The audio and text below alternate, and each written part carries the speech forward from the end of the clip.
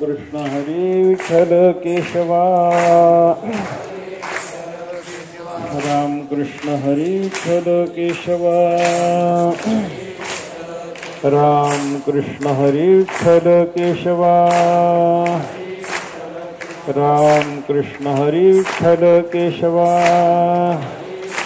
राम कृष्ण हरी विठ्ठल केशवा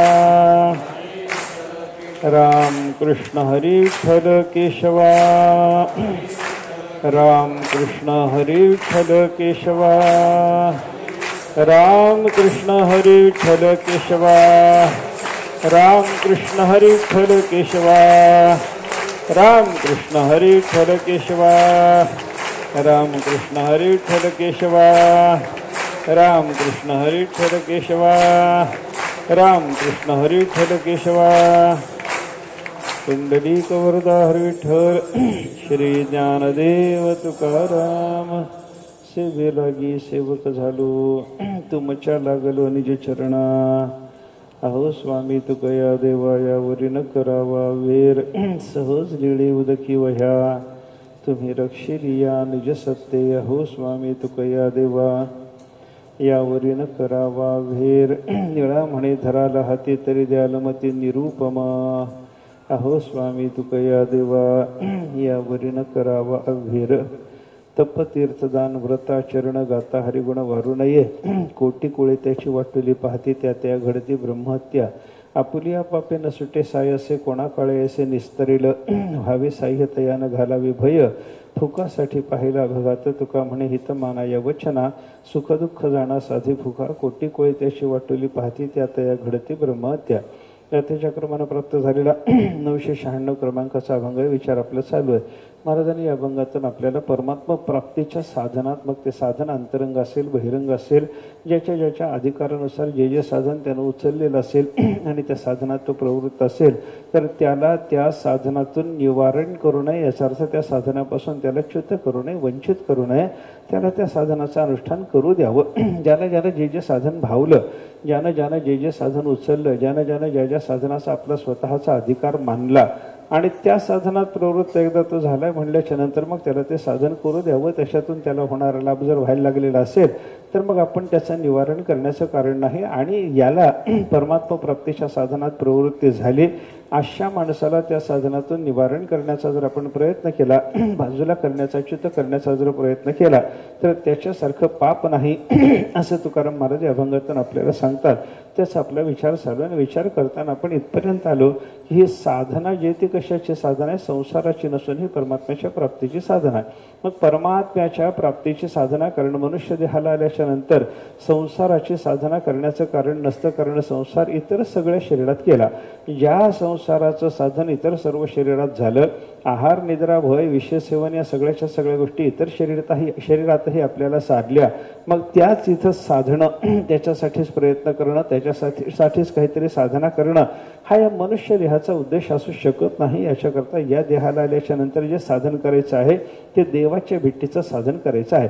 अन्य शरीरामध्ये परमात्म्याची प्राप्ती साधली नाही अन्य शरीरामध्ये प्रेयोलाभ आपल्याला झाला श्रेयोलाभ आपल्याला झाला नाही आत्यंतिक कल्याणाचा विचार अन्य शरीरामध्ये आपल्याला करता आला नाही. तात्कालिक कल्याण तेवढं माणसाने पाहिलं तेव्हा ते आत्यंतिक कल्याण आपल्याला साधावं तात्कालिक कल्याणाच्या पलीकडे आपल्याला जाता यावं आत्यंतिक कल्याणाची श्रेयाची आपल्याला प्राप्ती व्हावी याच्याकरता शास्त्राने जी काही साधनं सांगितलेली असतील त्या साधनामध्ये आपल्याला प्रवृत्त व्हायचं. ती साधनं कोणती असू शकतात याचा विचार करत असताना ज्ञानशास्त्र आपल्याकडे अशा पतिसेवा करणाऱ्या बऱ्याच स्त्रिया होऊन गेल्या.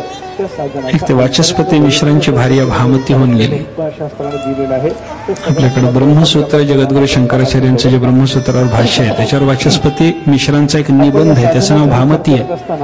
त्याचं कारण असं या वाचस्पती मिश्रांनी तो निबंध जेव्हा लिहायला घेतला मध्यंतरीच त्यांचं लग्न ठरलं आणि लग्न झालं पण हे लेखनात एवढे गुंतलेले की त्यांना आपलं लग्न झालंय आपल्या घरात बायको आहे काही भान नाही सतत त्यांचं लेखन चिंतन चालू आणि त्या माऊलीने 36 वर्ष सेवा केली.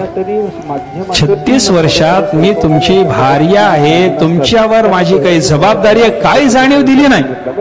बहिरंग म्हणजे ते थोडं दूर सतत त्यांची सेवा करत राहिली, त्यांचं लेखन चालत राहिलं. 36व्या वर्षी 36 वर्ष संपल्यानंतर एका दिवशी त्यांचं लेखन समाप्तीच्या टप्प्यात असताना बिचारी थकली होती, बाजूला झोपलेली. साधन कशी कशी आहे, यांच्या समोर एक दिवा, संध्याकाळची वेळ, लिहित बसलेले. दिव्यातलं तेल वात जरा कमी कमी होत शांत होण्यात, दिवा शांत होण्याच्या टप्प्यात असताना यांचं लेखन संपत आलेलं. दिवा शांत होतोय असं पाहिल्याबरोबर घाईघाईनं ती बाई उठली, दिवा पेटवला. शांत होत आलेला दिवा लक्षात आल्यामुळे यांचं लेखन थोडंसं थांबलेलं, म्हणून दिवा कोणीतरी पेटवतं हे लक्षात आल्याबरोबर त्याने तिला हात धरून विचारलं, कोण बाई तू? 36 वर्षात आपलं लग्न झालं याचा विसर पडला. भार्य परिचयाची नाही, कोण तू? त्यानं सांगितलं, मी तुमची भार्या आहे म्हणे. माझं लग्न झालंय? झालं महाराज. तुझ्याशी झालंय? माझ्याशीच झालंय महाराज. किती वर्ष झाली आपलं लग्न होऊन? 36 वर्ष झाली महाराज. या 36 वर्षाच्या काळात तू अखंड माझी सेवा करीत होतीस? होय महाराज, आपलं लेखन चालू होतं, त्याच्यामध्ये व्यत्यय आणला नाही, सतत तुमची सेवा करीत राहिले. आपल्याला पाहायला मिळाला. तुझं नाव काय? बायकोला त्याने विचारलं, नाव काय? त्याने सांगितलं, नाव माझं भामती आहे म्हणे. त्याने ग्रंथ लिहिला आणि ग्रंथाला नाव द्यायचं शिल्लक राहिलं होतं, ग्रंथाला नावच दिलं भामती. काहीतरी साधन करा, मलदोष घालवा, काहीतरी बायकोचं नाव द्यावं याच्याकरता दिलेलं ते नाव नाही, भार्येनं केलेल्या त्या सेवेचा त्याला मिळालेला आपल्याला येतो. त्याच्यामध्ये काय करावं लागतं? मलदोष घालवायकरता काय करावं लागतं? पोटभर जेवण, त्याच्याने मलदोष जातो असं आहे का? काही नाही. मलदोष घेण्याकरता जाण्याकरता काय करावं लागतं? भरपूर झोप.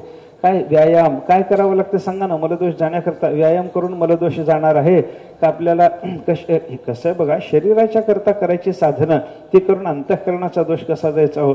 शरीराची साधनं अंतःकरणाच्या दोषाच्या नाशाकरता म्हणून उपयोगाला पडायची नाहीत बरं का.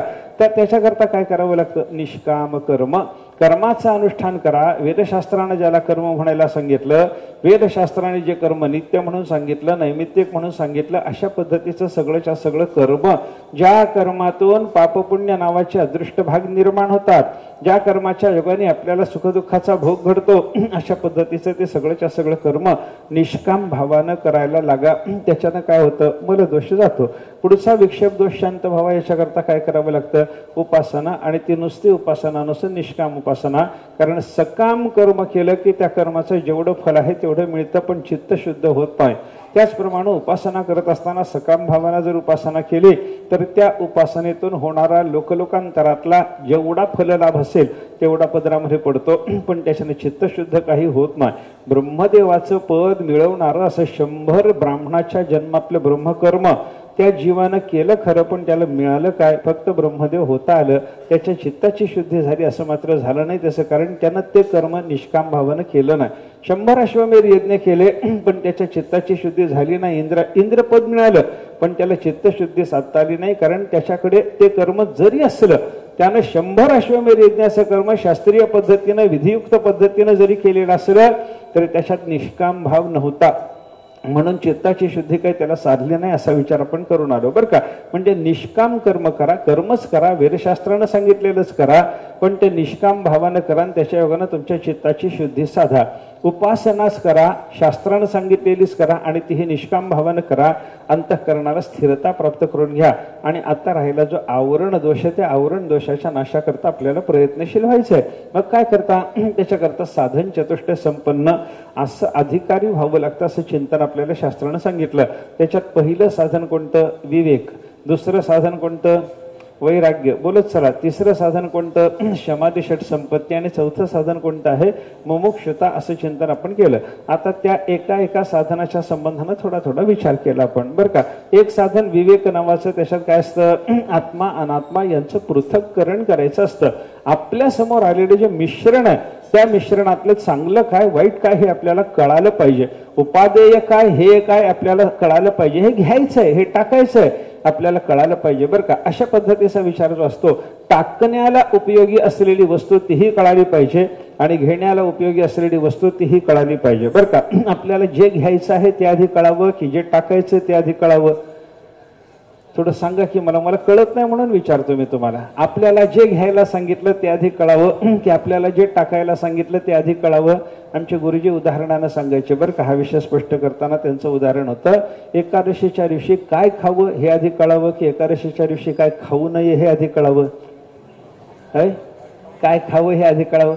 आमचे गुरुजी म्हणायचे एकादशीला श्रीखंड खावं, एकादशीला बासुंदी खावी म्हणत नव्हते गुरुजी, बासुंदी प्यावी. एकादशीला बासुंदी प्यावी हे आधी कळालं पाहिजे का. काय एकादशी त्याच्यानं नाही, समजा श्रीखंड मला नाही खायला मिळालं, माझी एकादशी जाते का, मोडते का, मोडत नाही. पण एकादशीला काय खाऊ नये हे आधी कळायला पाहिजे की नाही. आपल्याला एकादशीच्या दिवशी भात चालत नाही, अन्न सेवन करू नये. जगातली सगळीच्या सगळी पापं एकादशीच्या दिवशी अन्नात येऊन राहतात. त्याच्यामुळे अन्नाचा संग्रह केला, अन्न जर पोटामध्ये साठवलं तर ती सगळी पापं आपल्या शरीरात येण्याची शक्यता असल्यामुळं शास्त्र म्हणतं एकादशीला अन्नाला स्पर्श करू नका, एकादशीला अन्न सेवन करू नका. त्याचं कारण हे आहे, सगळी पापं ती फिरत असतात आणि फिरत असलेली ती सगळी पापं अन्नाचा आश्रय करून राहतात. हा नियम आहे, शास्त्रानं सांगितलं आपल्याला. हे आपल्याला ते दिसत नाही. पाप आलं, पाप याच्यात बसलं, त्याच्यात बसलं, याच्या बोकांडी बसलं, त्याच्या बोकांडी बसलं, काही कळत नाही आपल्याला. कशावरून समजायचं याला पाप लागलं हे शास्त्र सांगतं. हे केलं म्हणजे पाप लागतं. तसं एकादशीच्या दिवशी अन्नामध्ये सगळी पाप राहत असल्यामुळं अन्न सेवन केल्याच्या योगानं आपल्याला दोष लागतो, पाप लागतं, असं शास्त्राने चिंतन सांगितलेलं आहे बरं का. मग एकादशीला काय करावं, भात खाऊ नये हे कळालं पाहिजे का, बासुंदी प्यावी हे कळालं पाहिजे. पहिल्यांदा काय कळू द्या सांगा की तुम्हाला, भात खाऊ नये हे कळालं पाहिजे, पोळी खाऊ नये हे कळालं पाहिजे. असं आपल्याला त्याज्य असलेल्या ज्या वस्तू असतात ना त्यांचा बोध आधी झाला पाहिजे. मग जे उपादेय आहे, ग्राह्य आहे, संग्राह्य आहे, आपल्याकडे जे घ्यायचं आहे त्या वस्तूचं ज्ञान नंतर झालं तरी चालतं. म्हणून आपल्याला शास्त्र काय सांगतं, पहिल्यांदा अनात्म्याचा बोध घ्या आणि त्या अनात्म्याला टाकून द्या, मग आत्मज्ञान हळूहळू तुम्हाला होणार आहे बाबा. आणि अनात्म्याचं निरसन केल्याच्या नंतर जो उरतो तो आत्माच असतो बरं का. अध्यारोप आणि अपवादाची वेदांताची जी प्रक्रिया आहे त्या वेदांताच्या प्रक्रियेमध्ये काय आहे, असलेल्या आत्मस्वरूपाच्या ठिकाणी नसलेल्या जगाचा आरोप करायचा आणि आरोप केल्याच्या नंतर अध्यारोप झाल्याच्या नंतर ते सगळं एक एक बाजूला करायचं. एक नेती न इति न इति, हा आत्मा नाही, असा आत्मा नसतो, असा आत्मा नसतो, असं म्हणत म्हणत बाकीच्या सगळ्या वस्तूचं निराकरण केलं, अपवाद केला की मूळ जी ब्रह्मवस्तू आहे ते आपल्याला कळतेच. मला सांगा, तांदूळ नीट करणं म्हणजे काय असतं, तांदूळ नीट करणं म्हणजे काय असतं. खडे काढून टाकले की जे उरतात ते तांदूळ असतात का, खडे काढून टाकल्यानंतरही तांदूळ मिळवायकरता अजून काही करावं लागतं काय सांगा ना. तांदूळ खडे तुमच्याकडे आले, मिसळून आले, तर आपल्याला तांदूळ निवडणे याचा अर्थ काय, आपल्याला तांदूळ मिळवायचे, तांदूळ निवडायचे, भाताकरता तांदूळ पाहिजेत याचा अर्थ काय करतो आपण, खडे काढून टाका, तांदूळ जे उरतात ते तांदूळच असतात. खडे काढून टाकल्याच्या नंतर तांदळाच्या प्राप्तीकरता पुन्हा काही करावं लागतं का, काही करावं लागत नाही. तसं अनात्म्याचं निराकरण केल्याच्या नंतर आत्मस्वरूपाच्या प्राप्तीकरता दुसरं काही करावंच लागत नाही. आत्मस्वरूप आपल्याला प्राप्तच आहे.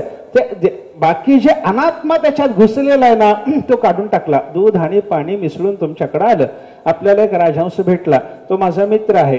त्या राजहंस नावाच्या मित्रांनी मला सांगितलं, तुला काही गवळ्याकडून फसायचं कारण नाही बाबा, मी तुला दूध वेगळं काढून देतो. आता त्यानं दूध काढून घेण्याकरता, पाणी टाकून देण्याकरता आपली चोच लावली. आपली चोच लावल्याच्या नंतर पाणी त्यानं बाजूला केलं आणि पाणी बाजूला केल्याच्या नंतर पोटात दूध नावाचा पदार्थ घेण्याकरता त्याला दुसरं काही करावं लागलं का सांगा मला. फक्त पाणी बाजूला केलं की दूध त्याच्या पोटात गेलेलंच आहे. याचा अर्थ काय झाला, अनात्म्याचं निवारण झाल्याच्या नंतर उरतं ते आत्मतत्वच असतं असा विचार आहे बरं का. मग अनात्मा आत्मा यांचं विवेचन करणं याला विवेक असं आपल्याकडे म्हणतात बरं का शास्त्राने. विवेक म्हणजे आत्मा हा आहे, अनात्मा हा आहे, हा असा असतो, हा असा असतो. अनात्म्याचे धर्म अनात्म्याला, हा आत्म्याचे धर्म आत्म्याला बरं का. तहान भूक लागली तर मला तहान भूक लागली, मी तहानेला भुकेला, अशी भाषा वापरण्याच्या ऐवजी हे तहान भूक नावाचे धर्म प्राणाचे. प्राणाला तहान लागली, प्राणाला भूक लागली, देहाला जन्म आहे, देहाला मरण आहे, मनाला सुख दुःख आहे, हे मनाचे धर्म मनाकडं, देहाचे धर्म देहाकडं, प्राणाचे धर्म प्राणाकडं, असे सगळे हे खडे काढून टाकल्याच्या नंतर उरणारं जे शुद्ध तत्व, ज्याला कोणत्याच प्रकारच्या धर्माची बाधा नाही, ज्याला सुख नाही, दुःख नाही, तहान नाही, भूक नाही, असं जे तत्व आहे त्याला म्हणतात आत्मतत्व. हा विचार लक्षात घ्या. हे कशा करता बोललो मी? हे विवेचन आहे, विवेचन आहे, पृथक्करण आहे. आत्मा आणि अनात्म्याची अशी वाटणी आहे, ही वाटणी आपल्याला करून द्यावी लागते. याला म्हणतात विवेक. हा विवेक पहिल्यांदा पाहिजे. नंतर काय लागतं? वैराग्य. हे वैराग्य कसं असतं? ह्या लोकांपासून ब्रह्मदेवाच्या पदापर्यंतच्या सगळ्या अनुकूल मानलेल्या भोगाच्या त्यागाच्या भावनेला वैराग्य असं म्हणतात. आपण वैराग्याचं काल चिंतन थोडंसं विस्तारानं केलं. हा योगसूत्राच्या आधारानं पर अपर असा वैराग्याचा भेद पाहिला. पर म्हणजे सर्वश्रेष्ठ वैराग्य, ते परमात्म्याच्या ज्ञानाच्या योगानं, पुरुषाची ख्याती झाल्याच्या योगानं सगळ्या गुणाच्या संबंधानं वैराग्य होऊन जातं. सत्व रज तम या 3 गुणाच्या संबंधानं वैराग्य झालं. हे 3ही गुण त्याज्य आहेत, टाकायचे आहेत, याचा माझा काही संबंध नाही. हे कळाल्याच्या नंतर माणसाच्या जवळ कोणता विषय फटकेल हो? कोणता विषय फटकत नाही बरं का. परवैराग्य प्राप्त झालं त्याला विषयाची बाधाच नाही. कारण विषयाचा बाप असलेले, विषयाचे जनक असलेले हे त्रिगुण आहेत. या त्रिगुणाचा जर त्याच्या बाबतीमध्ये निराश झालेला असेल तर त्या महात्म्याला कोणत्याही विषयाची बाधा होत नाही. पण ज्याला अजून परमात्म्याची ख्याती नाही, पुरुष ख्याती म्हणजे परमात्म्याचं ज्ञान ज्याला अजून झालेलं नाही, अशा मनुष्याचं जे वैराग्य असतं ना ते अपर, थोडं अलीकडचं. कसं? एक साधन वैराग्य आणि एक साध्य असलेलं वैराग्य. हा परमात्म्याच्या ज्ञानाच्या नंतर त्या महापुरुषाच्या ठिकाणी त्रिगुणाचं जे वैराग्य निर्माण झालेलं असतं, हे जे परवैराग्य आहे ना, ते साधू पुरुषाच्या लक्षणातलं आहे. ते साधनेतलं नाही, साधना करून ते येत नाही. ते भगवंताच्या साक्षात्काराच्या योगाने आपोआप त्याच्या ठिकाणी लक्षण रूपानं बिंबणार आहे. पण साधना करत असताना साधकाला कोणतं वैराग्य धारण करावं लागतं? मिळवायचं वैराग्य कोणतं? अपर. हे अपर वैराग्य कसं असतं त्याचं 2-4 पद्धतीने चिंतन आपण केलं.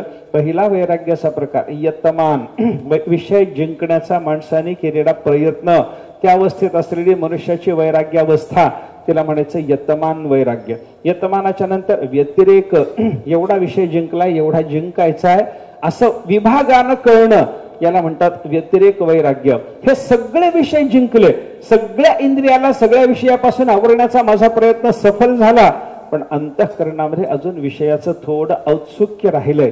हे अंतःकरणात म्हणजे एका इंद्रियात विषयाची विद्यमानता असणं, विषयाच्या प्रेमाची लालसेची विद्यमानता असणं, ती फक्त उत्सुकता मात्र नसणं, उपभोगाची उत्कंठा नसणं, याला काय म्हणायचं? एकेंद्रिय वैराग्य.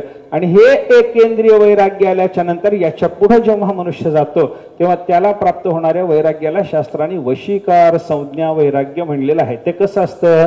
दृष्टानुश्रविक विषय वितृष्णस्य वशीकार संज्ञा वैराग्यम. दृष्ट म्हणजे इंद्रियांनी, या देहात असलेल्या इंद्रियांनी आपल्याला अनुभवता येणार आहे. काही लोकांचं असं म्हणणं असतं दृष्ट म्हणजे डोळ्यांनी पाहायला मिळतो तो. वेदांतामध्ये दृश्य दृष्ट या शब्दाचे अर्थ करत असताना केवळ नेत्रेंद्रिय गम्य असा अर्थ न करता सर्व ज्ञानेंद्रिय गम्य जे असतात त्यांना दृष्टच म्हणता येतं बरं का. मला सांगा, हे घड्याळ मला डोळ्याने दिसलं, हे दृश्य झालं की नाही? दृश्य झालं.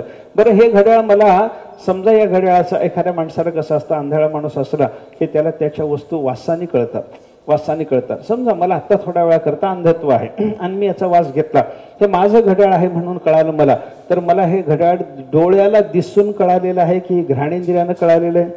घ्राणेंद्रियानं. पण घ्राणेंद्रियाने कळालं तरी त्याला ध्येय असं शास्त्र म्हणत नाही, त्याला दृश्यच म्हणतं पुन्हा बरं का. डोळ्याला दिसलं तरी दृश्य आहे, नाकाला कळालं तरी दृश्य आहे, त्वचेला कळालं तरी दृश्य आहे. कोणत्या इंद्रियाला? कोणत्याही इंद्रियाने जे घेण्यासारखं आहे, आत्ता या शरीरात असलेल्या इंद्रियांनी ज्याचं ग्रहण आपल्याला करता येतं त्या विषयाला शास्त्र काय म्हणतं? दृश्य. दृश्य दृष्ट एकच बरं का. दृश्य म्हणजे पाहायचं ते आणि दृष्ट म्हणजे पाहिलेलं ते, एवढाच बदल आहे. काय पण पाहण्याचा विषय बरं का. दृश्य आणि अनुश्रविक, श्रवणाने ऐकून आपल्याला कळालेले बरं का, श्रवण करून कळालेले.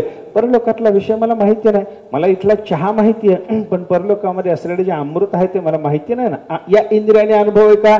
आत्ता माझ्या या शरीरात असलेली माझी रसना मला चहाचा अनुभव देऊ शकते, मला कॉफीचा अनुभव देऊ शकते, मला दुधाची चव कशी आहे या रसनेंद्रियाने, या शरीरातल्या रसनेनं कळतं. पण आत्ता माझ्याकडे असलेली रसना मला अमृताची चव देऊ शकते का सांगा? देऊ शकत नाही. देऊ शकत नाही हे खरं आहे, पण मला परमामृताची चव माहिती आहे, कारण नाम घेतो ना आपण. ते जाऊ द्या, त्याच्यातला विरोध सोडा. पण आपल्याला इथं दृश्य अदृश्य अनुश्रविक हा जो विषयाचा फरक सांगितलाय तो समजून घेण्याकरता मी बोलत होतो बरं का. जे या शरीरातल्या इंद्रियांनी अनुभवता येतात त्यांना म्हणतात दृश्य. आणि जे परलोकात गेल्यानंतर तिथं प्राप्त होणाऱ्या शरीराने अनुभवता येतात त्यांना म्हणायचं अनुश्रविक. हे आत्ता आपल्याला अनुभवात नाहीत, फक्त ऐकून माहिती आहेत. वेदावर, शास्त्रावर, पुराणावर आपला विश्वास आहे म्हणून वेद, शास्त्र, पुराण सांगतात स्वर्ग आहे, तिथं कामधेनू आहेत, तिथं अमृत आहे, ते कामधेनूचं दूध असतं.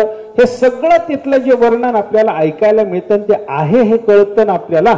मग ते आहे हे कळाल्याच्या नंतर त्याच्या संबंधानं मनुष्याला प्रेम निर्माण होणार की नाही? अहो, गाईचं दूध माझ्याकडे चांगलं आहे म्हणलं की मला प्यावं वाटलं. तसं स्वर्गातलं अमृत त्या गाईच्या दुधापेक्षा सुद्धा चांगलं आहे हे कळाल्यावर प्यावं वाटेल की नाही? प्यावं वाटतं. पण दृश्य विषयाच्या संबंधानं त्याग भावना जशी झाली पाहिजे तशी अदृश्य अनुश्रविक असलेल्या विषयाच्या संबंधानं सुद्धा त्याग भावना झाली पाहिजे, तर वशीकार वैराग्य. नाहीतर वशीकार वैराग्य नाही. चहाही नको वाटला पाहिजे, कॉफीही नको वाटली पाहिजे, अमृतही नको वाटलं पाहिजे. तेव्हा जे वैराग्य असतं ना त्या वैराग्याला काय म्हणायचं? आणि नको वाटणं म्हणजे गप्पा मारा पुरतं नाही बरं. नाहीतर माणसं म्हणतात खरंच एखाद्याला तुम्ही घरी आल्यानंतर विचारा ना चहा घेता का? तो म्हणतो नको नको नको नको. अरे नको नको म्हणजे काय? आता त्या थोड्या वेळानं थोडा आग्रह केल्याच्या नंतर घेणारच आहे की नाही? घेणार आहे. म्हणजे हा नको जे म्हणायला लागला ते संकोचानं नको म्हणतो. पण नको म्हणणं वैराग्याने असावं. वैराग्याने नको म्हणणं हे अत्यंत महत्वाचं हा एक विचार आहे बरं का. मग हे वैराग्य कसं निर्माण होतं? काल 2 प्रकार पाहिले. आपल्या संबंधी जनाचा दुःख संबंध पाहिला, आपल्याला देहाला, इंद्रियाला, आपल्या संबंधित लोकांना, आपल्या संपत्तीला, नातेवाईकाला कोणाला तरी झालेलं दुःख पाहिलं, माणसाला वैराग्य होण्याची शक्यता असते. हा एक प्रकार आहे बरं का. मग कसं आहे बघा, विवेकी माणूस कशातून काय ग्रहण करेल सांगता येत नाही. शहाण्या माणसाला हे सगळं कुठं नाही काहीही घेता येतं. माणूस शहाणा असला पाहिजे, उचलण्याची सवय असली पाहिजे. उचलण्याची म्हणजे रस्त्याने जात कोणाचंही काही उचलण्याची बरं का, असं नाही बरं का. आपल्याला ते फक्त ग्रहण, उचलणे म्हणजे ग्रहण करणे, टिपण्याची सवय असली पाहिजे आपल्याला बरं का. अरे फुल दिसल्याच्या नंतर त्याच्यामध्ये असलेला सुगंध टिपता आला पाहिजे. फुल दिसल्याच्या नंतर त्या फुलामध्ये असलेला सुगंध मला जरी ग्रहण करता येत असला तरी त्याचं संकलन करता येत नाही, ते अत्तरवाल्याला करता येतं. ती अत्तरवाल्याची बुद्धी असली पाहिजे. मग आपल्याला सगळंच टिकवून ठेवता येतं ज्ञान बरं का. कोणापासून काहीही ग्रहण करता येतं. दत्तात्रयाचे 24 गुरु बघा की कोणापासून. अरे वेश्येला गुरु करा बघा कुठं, पण दत्तात्रयांनी वेश्येलाही गुरु केलं आणि तिच्यापासून अनासक्ती शिकले, आशाराहित्य शिकले. आशा संपन्न व्यक्ती पाहायचे आणि त्याच्यापासून आशाराहित्य शिकायचं. केवढा मोठा गुण, केवढा मोठा विचार आहे हे सांगा ना. कसं आहे, तशीच एक कथा आहे. एक राजा होता वैराग्याच्या करता. त्या राजाला झालेलं वैराग्य कसं झालं त्याच्याबद्दल सांगतो बरं का. कसं शहाणा माणूस असला म्हणजे कसा उचलतो याच्याकरता हे उदाहरण चांगलं आहे. काय झालं, त्या राजाला विषय विलासी होता. 50 लग्न केले. 50, 1 नाही, 2 नाही, 3 नाही. राजा म्हणलं की हे काय असतंच बघा, ते 2-4 तरी असतातच त्याला राण्या. 2 तरी असतात कमीत कमी, कारण आवडते नावडते सांगावी लागते म्हणून. गोष्टीमध्ये तरी नक्की असतात. त्या राजाला 50 राण्या. 50 राण्या असलेला हा राजा एकदा आजारी झाला, ताप आला, खूप ज्वर आला. जुना काळ, वैद्याला बोलावलं. वैद्यानं नाडी वगैरे बघितले. खूप उष्णता झाली म्हणे यांच्या शरीरामध्ये आणि यांच्या उष्णतेच्या शांती करता यांना शीतोपचार करावे लागणार आहे. पाण्याची पट्टी कपाळावर ठेवणं, चंदन उगाळलेला यांच्या अंगाला लावणं, चंदनाचा लेप वगैरे यांना लावला की मग बरं वाटेल म्हणे. भरपूर चंदन लागणार आहे आणि भरपूर चंदन लागणार असल्यामुळे इथं बसून कोणीतरी उगाळायला लागा म्हणे. वैद्यानं सांगितलं आता दुसऱ्याला कोणाला उगाळायला लावायची काही गरज आहे का? बायका घरामध्ये 50 याच्या स्वतःच्याच. त्या बायकाने सांगितलं आम्हाला पतीसेवा नको का? पाहिजे की नाही? हा, पतीसेवा पाहिजे. आणि कसं असतं बघा, अनेक बायका असू द्या की एक बायको सेवा करायला लागली की सगळ्याला वाटतं मी ही केली पाहिजे. आणि ती एकटी जर करीत नसली तर मग जाऊ द्या म्हणतात. तीच जर करीत नाही तर मी तरी कशाला करीन असा विचार येतो. पण कसं, एक बायको त्याची पतिव्रत असलेली ती सेवेला लागल्याबरोबर सगळ्या बायकांनी सांगितलं आम्ही चंदन उगाळतो. आता 50 बायका, राजाच्या बायका, त्यांना चंदन उगाळायला चांगला तिकडचा मलेगिरी चंदन आला. चंदनाची मोठी मोठी खोड आली. त्याच्यानंतर मोठ्या मोठ्या सहाना आल्या. त्याच्यावर पाणी घालणं, ते उघाळणं सुरू झालं. आता त्या बायका जुन्या काळातल्या असल्यामुळे हातामध्ये त्यांच्या बांगड्या होत्या. आताची बाई असते तर नसते, त्या बांगड्या नसते त्यांना. मग त्या बायांना 50 बायाच्या हातात बांगड्या. आणि बांगड्या किती असायच्या जुन्या काळामध्ये? 1, 2 का काय, कोपरापर्यंत, हो इथपर्यंत बांगड्या. ते असं सांगितलं जातं कपाळाला लावायचं कुंकू जेवढं मोठं लावलं तेवढं नवऱ्याचं आयुष्य वाढतं. आणि हातात घातलेल्या बांगड्या कोपराकडे जितक्या लांबत जातील तितकी त्या मनुष्याची आरोग्य संपदा चांगली राहते. नवऱ्याची आरोग्य संपदा, नवरा आरोग्य संपन्न असावा असं वाटलं बांगड्या असल्या पाहिजेत. आणि नवरा लवकर मरावा असं वाटलं काय करायचं जास्त वेळी ठरवावं. मला काय करायचं त्याच्यात, शास्त्र जे आहे ते सांगून आपण मोकळं व्हावं. कोणाला आग्रह केला की लगे बायका मोर्चा घेऊन येतात आपल्या घरी. असं नाही, स्त्री स्वातंत्र्य लगे निघतच ते, डोक्यात विचार येतातच ते. पण काय करावं, शास्त्र जे सांगतं ते आपल्या समोर जर माहिती असेल आपल्याला तर मांडणं गरजेचं आहे. घ्यायचं की नाही तुम्ही ठरवा. जेवढ्या बांगड्या जास्त असतील कोपराच्या बाजूने त्या बांगड्याची संख्या सरकली पाहिजे. जेवढ्या कोपराकडे सरकल्या म्हणजे सरकून सरकलेल्या नाही बरं, नाहीतर ते भांडायला असं सरकून सरकतात त्या कोपऱ्याकडे सुद्धा. तसं नाही, त्या हातात घातलेल्या बांगड्या सरकत सरकत त्या मागच्या आल्या म्हणजे पुढे पहिल्यांदा घातलेल्या ज्या त्या कोपऱ्याकडे जेवढ्या अधिक सरकतील तेवढं आरोग्य नवऱ्याचं चांगलं राहतं, तेवढं आरोग्य चांगलं राहतं. आणि कपाळाचं कुंकू जेवढं मोठं लावलेलं असेल तेवढं आयुष्य नवऱ्याचं वाढतं. आरोग्य आणि आयुष्य याचा आणि बांगड्याचा कुंकवाचा काय संबंध आहे, आम्हाला त्याच्यातलं सायन्स सांगा, मला सांगता येत नाही. पण शास्त्र मात्र असं सांगतं की बांगड्या वापरल्या पाहिजेत बाईने, सुवासिनीने, आणि कपाळाला कुंकू ते सुद्धा भरपूर लावलं पाहिजे. चला काय करायचं तो विषय आपला आपला, पण जे आहे ते सांगितलं. आता त्या बायका ज्या होत्या, कोण कुठून आले हे, त्या राजाच्या बायका, त्याला किती बायका होत्या, कसं लक्षात राहिलं बरं हे कसं लक्षात राहिलं. आणि मी विवेक वैराग्य काही विचारतो तर ते काही लक्षात राहतं का, ते तुमच्याकडे म्हणता मला. त्याच्या 50 बायका. आता त्या 50 बायका ते सहानेवर असं चंदन उगाळायला लागल्या, हातातल्या बांगड्या भरपूर एवढ्या मोठ्या मोठ्या घातलेल्या बांगड्या. त्या बायकांनी असं ते सहानेवर उगाळायला सुरुवात केली की खळ खळ खळ खळ आवाज यायचा त्या बांगड्याचा. बांगड्या वाजतात की नाही, असं असं केल्याबरोबर करून तरी बघा की एकदा घरी जाऊन, निदान तेवढ्या पुरत्या तरी बांगड्या घाला, गंध उगाळाय पुरत्या तरी खळ खळ खळ खळ त्याचा जो आवाज यायला लागला, ह्याला अगोदरच बरं रे नवऱ्याला. आणि या सगळ्याच्या सगळ्या त्याच्या जवळ बसून त्याला ते गंध उगाळून द्यायला लागला, चंदन उगाळून द्यायला लागला, आणि तो आवाज त्याला काही सहन होईना. ताप आलेला, डोकं दुखायला लागलेलं, पित्त शरीरात वाढलेलं, अशा अवस्थेमध्ये माणसाला कोलाहल नको असतो, आवाज वगैरे नको वाटतो. अरे खोटं झालं तर माणसाला नको वाटतं अशा ताप वगैरे आलेल्या अवस्थेमध्ये. याच्यात 50 बायकाच्या हातातल्या कोपरा एवढ्या बांगड्या तेवढ्या सगळ्या वाजल्याच्या नंतर त्याला बरं कसं वाटायचं हो, बरं वाटे ना त्याला त्रास व्हायला लागला. त्रास व्हायला लागल्याबरोबर वैद्याने पुन्हा येऊन तब्येत तपासली. ते म्हणायला लागले यांचं डोकं दुखणं वाढलंच आहे म्हणे, ताप वाढलाच आहे. एवढे शीतोपचार आपण करतो, एवढा चंदन उगाळलेला यांच्या शरीराला लावला जातो, अजून मी पोटात औषधं सगळी उष्णता कमी होण्याची देतो, पण उष्णता कमी होत नाही आणि डोक्याची तिडीक काही थांबत नाही. काय कारण आहे बोला. त्यांनी सांगितलं, वैद्याने सांगितलं मला तिथं तुमच्याजवळ येऊन बसावं लागेल म्हणे. मी माझ्याकडून औषधाच्या पुड्या देतो, मी सकाळी एकदा येऊन तपासून गेलो की उद्यापर्यंत मी येत नाही, त्याच्यापेक्षा आज दिवसभर मी तुमच्याजवळ थांबून. कारण काही वेळेला स्पॉट इन्स्पेक्शन महत्वाचं असतं, जागेवर काय घडतं ते पाहिलं पाहिजे. हा विचार करून तो तिथं बसला, वैद्य राजाच्या जवळ येऊन बसला. आणि त्याने सांगितलं ह्या पुढे आता सकाळी घ्यायच्या आहेत. घेऊन टाकल्या राजानं. आता दिवसभरामध्ये चंदनाचा लेप राजाला लावावा लागणार आहे. तो चंदनाचा लेप कुठं उगाळला जातो, राण्याने सांगितलंय की आम्ही सहाना घेऊन आम्ही आता बसणारच आहोत, नाश्ता आम्ही करायला गेलो होतो तेवढा झालाय आता आमचा, आता आलो म्हणे आम्ही आता उगाळणारच आहोत आम्ही. त्या सगळ्या बायका बसल्या आणि त्याने चंदन उगाळायला सुरुवात केल्याबरोबर याच्या लक्षात आलं, यानं सांगितलं म्हणे तुमच्या बांगड्याचा जो आवाज आहे की नाही हा सहन होत नाही, हा सहन होत नाही, राजेसाहेबाला हा सहन होत नाही, हा बांगड्याचा आवाज काही करू नका. आता बांगड्याचा आवाज करू नका म्हणजे तसा थांबवता येतो का, थांबवता येत नाही. मग त्या बायकाने काय केलं, तेवढ्या वेळेपुरता ऐका, हे लक्षात ठेवा, तेवढ्या वेळेपुरता आपल्या सौभाग्याची सूचना देण्याकरता म्हणून त्याने एक बांगडी हातात ठेवली, बाकीच्या बांगड्या काढून ठेवल्या. चंदन उगाळेपर्यंत त्या बायकांनी काय केलं, सौभाग्याची सूचना म्हणून एक बांगडी दोन्ही हातामध्ये एक बांगडी ठेवली, इकडच्या हातात एक, इकडच्या हातात एक, बाकीच्या सगळ्या बांगड्या काढून ठेवल्या आणि चंदन उगाळायला लागल्या.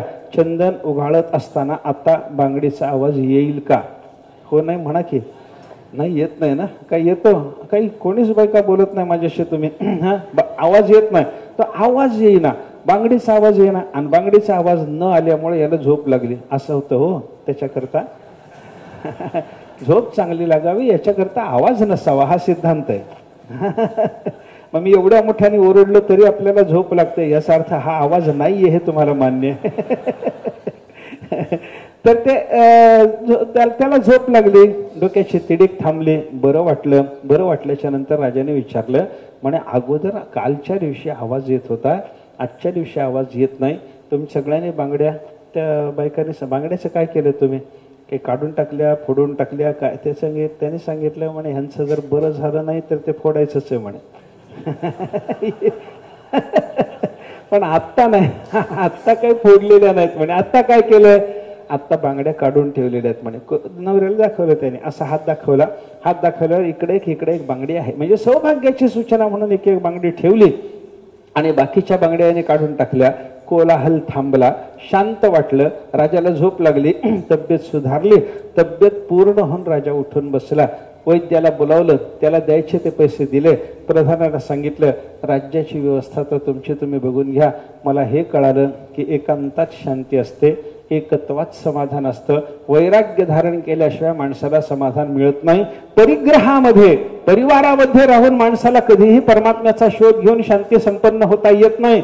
यासाठी एकटा राहून, विरक्त होऊन, परिग्रहाचा त्याग करून, उपरतीक धारण करून मला आता संन्यास धर्मानं वागून परमात्मा प्राप्ती करता निघून जायचं आहे. राजाला वैराग्य झालं. मला काही वैराग्याचा मुद्दा सांगायचा होता. शहाणा माणूस कुठूनही काहीही उचलतो हे सांगायचं होतं. अरे बायकाच्या बांगड्याकडे बघून त्याला वैराग्य व्हावं, किती चांगली गोष्ट आहे. विचार करा ना, कुठूनही काहीतरी चांगलं ग्रहण करता आलं पाहिजे. ह्याच्यातून लक्षात काय घ्यायचं आपल्याला, राजाला त्या बांगड्याचा त्रास जेव्हा होता आणि नंतर त्रास नाहीसा झाला, हे लक्षात आल्याच्या नंतर राजाला लक्षात आलं की बाबा हे सगळं जे कर्माचं साधन आहे ना ते दुःख कारण आहे. मग कर्माचं साधन सोडलं पाहिजे, ज्ञानाचं साधन केलं पाहिजे, तेव्हा आपल्याला आत्मलाभ आहे आणि त्याच्याने शांती आहे हे राजाला लक्षात आल्याने राजाने संसाराचा त्याग केला. असं वैराग्य काय कारणाने निर्माण होईल सांगता येत नाही, पण वैराग्य असणं ही गोष्ट ज्ञानाच्या दृष्टीनं साधना करत असताना अत्यंत महत्वाची आहे. चला, पहिलं काय साधन, विवेक.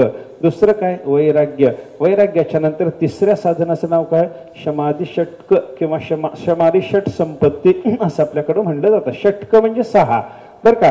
हे शम इत्यादी 6 गुण त्यांचं ते शमारी षटक एकच केलं. थोडा साधनामध्ये त्या बदल असल्यामुळे, त्यांच्या स्वरूपामध्ये थोडासा बदल असल्यामुळं त्या सगळ्याचा मिळून एक गठ्ठा केलाय, त्याला षटक असं म्हणतात. त्या षटकामध्ये काय काय येतं, शम, दम, श्रद्धा, उपरम, त्याच्यानंतर तितिक्षा, समाधान, या 6चा अंतर्भाव तिथे आपल्याला पाहायला सापडतो. आता एकाचं स्वरूप बघा. शम म्हणजे अंतःकरणाचा निग्रह, आपलं अंतःकरण विषयाचं चिंतन करू नये अशी व्यवस्था करणं, विषयाच्या पासून अंतःकरणाला आवरण्याचा प्रयत्न करणं. गीतेच्या भाषेत सांगायचं झालं तर यतात्मा होणं. 12व्या अध्यायामध्ये यतात्मा सांगितलं, अंतःकरण निग्रह. यतः आत्मा येन सहा यतात्मा, ज्यानं अंतःकरणाचं. ज्ञानोबराचं भाष्य बघा, वाहून आपुली आण धरी जो अंतःकरण संपर. ते पुढे दृढ निश्चय हा करता आहे बरं का. निश्चयासाच पण जयाचे नाही याच्या करता नाही. यतात्मा कोण आहे, वाहून आपुली आण धरी जो अंतःकरण, अंतःकरणाला आपली शपथ घालून जो आवरून धरतो, विषयाकडे जाऊ देत नाही. माझी शपथ अंतःकरणा, विषयाकडे जाशील तर बघ खबरदार, असा अंतःकरणाला आपली शपथ घालून जो आवरण्याचा प्रयत्न करतो, असा महात्मा, त्याला काय म्हणतात, त्याचं जे अंतःकरणाचं साधन आहे, त्याचं जे साधन आहे, या साधनाला म्हणतात शम. शम कसा असतो ते शम दमाचं वर्णन करताना तिथं आले पहा, सर्व इंद्रियाच्या वृत्ती घेऊन आपल्या हाती, बुद्धी आत्मया मिळे एकांते, प्रिया जैसे. ज्ञानेश्वर महाराजांनी सांगितलं, पायसा बुद्धीचा उपरमो. तया नाम म्हणती शम. शमाचं लक्षणच असं केलं ज्ञानेश्वर महाराजांनी. शम म्हणजे काय, सगळ्या इंद्रियाच्या सगळ्या वृत्ती बुद्धीनं आपल्या हातात घ्यायच्या आणि आपल्या हातात त्या सगळ्या इंद्रियाच्या सगळ्या वृत्ती घेऊन एकांतात आत्म्याला जाऊन भेटायचं. संपलं. आत्मस्वरूपात बुद्धीनं लीन व्हायचं आणि बुद्धीनं आत्मस्वरूपात लीन होताना आपल्या हातामध्ये तिच्या सत्तेत असलेल्या सगळ्या इंद्रियाच्या वृत्ती घ्यायच्या, याला शम म्हणायचं. सगळ्या इंद्रियाच्या वृत्ती घ्यायच्या आणि बुद्धीने आत्मस्वरूपाला जाऊन मिळायचं, याचं नाव शम. म्हणजे शमामध्ये काय होतं, बुद्धी शांत होते, अंतःकरण शांत होतं, अंतःकरणाची धावाधाव बंद पडते, विषयाकडे अंतःकरण धावत नाही, अशी अवस्था संपादन करणं, याचं नाव आहे शम. शमाच्या नंतर दुसरं साधन काय लागतं, दम. दम म्हणजे काय? बाह्येंद्रियाचे धेंडे पिटुनी विधीचे निदंडे, नेदीची अधर्माकडे जावोची काही. ज्ञानेश्वर महाराजांनी सांगितल्याप्रमाणे हे सगळेच्या सगळे बाह्य इंद्रिय जे आहेत ना, या बाह्य इंद्रियाचा समुदाय, धेंडे म्हणजे समुदाय, सगळ्या बाह्य इंद्रियाच्या समुदायाला काय करायचं? विधीच्या दंडानं पिटायचं, बरं का? त्याला विधीचा दंड लावायचा, नियम सांगायचा त्याला. आपलं एखादं इंद्रिय स्वैरपणानं एखाद्या विषयाच्याकडे निघालं तर विधीचा दंड दाखवायचा आणि त्याला सांगायचं, इकडे जाता येत नाही आपल्याला, हे आपलं नाही, असं त्याला सांगावं लागतं, बरं का? हे विधीच्या दंडानं इंद्रियाला, बाह्य इंद्रियाच्या समुदायाला पिटून पिटून अधर्माकडे जाऊ द्यायचं नाही. याचा अर्थ काय झाला? अधर्माकडे जाऊ द्यायचं नाही आणि पुन्हा पुन्हा तर कुठंच विषयाच्याकडे जाऊ द्यायचं नाही इंद्रियांना. याला काय म्हणतात? दम. इंद्रियांना, चक्षुरादी बाह्य इंद्रियांना विषयाच्या पासून आवरण्याचा माणसाने केलेला, साधकाने केलेला प्रयत्न, त्याचं नाव आहे दम. शम दम. पुढं काय? उपरती. उपरती म्हणजे काय? सगळंच्या सगळं सोडून देणं. कर्मजन्य साधना करता आवश्यक असलेली सगळी सामग्री सोडून द्यायची.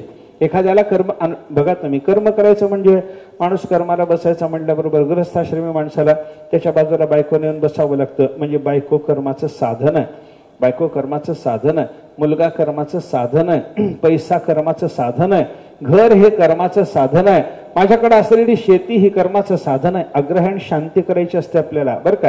म्हणजे शेतात आलेलं पहिलं पीक ते हवन करून अग्नीला समर्पण करत असताना ते दुसऱ्याच्या शेतातून आणून समर्पण करायचं नसतं, आपल्या शेतात. म्हणजे काय झालं? त्या शांतीच्या करता ते शांती कर्म करत असताना माझं शेत ही माझी संपत्ती मला उपयोगी पडणार आहे. शेत संपत्ती आहे, घर संपत्ती आहे, मुलगा संपत्ती आहे, बायको संपत्ती आहे, आणि हे सगळंच्या सगळं साधन आहे. कशा? संपत्ती सगळी साधन आहे. कशाचं साधन आहे? हो, कशाचं साधन आहे? कर्माचं साधन आहे. मग कर्माचं जे जे साधन, त्या साधनाचा विधीपूर्वक त्याग करणं हे उपरतीचं स्वरूप आहे. कर्माला उपयोगी पडणारी आपल्या जवळची सगळी साधन सामग्री सोडून द्यायची. कर्माला शेत उपयोगी पडतं ना, देऊन टाका दान. घर कर्माला उपयोगी पडतं ना, ठेवा तुळशीपत्र. बायको कर्माला उपयोगी पडते ना, संन्यास घेऊन त्याचा त्याग करा. मुलगा कर्माला उपयोगी पडतो ना, त्याला सोडून द्या. पैसा कर्माला उपयोगी पडतो ना, तर सगळा दान देऊन टाका. याचा अर्थ काय झाला? ज्याच्यानी आपण कर्म करतो ते कर्माचं साधन, त्या कर्माच्या संपत्ती करता, ते संपन्न करण्याकरता आवश्यक असलेली सामग्री ही सगळीच्या सगळी विधीपूर्वक सोडून द्यायची. हा, बळजबरीनं सोडून द्यायची नाही, वैतागानं सोडून द्यायची नाही, कंटाळून सोडून द्यायची नाही, बरं का?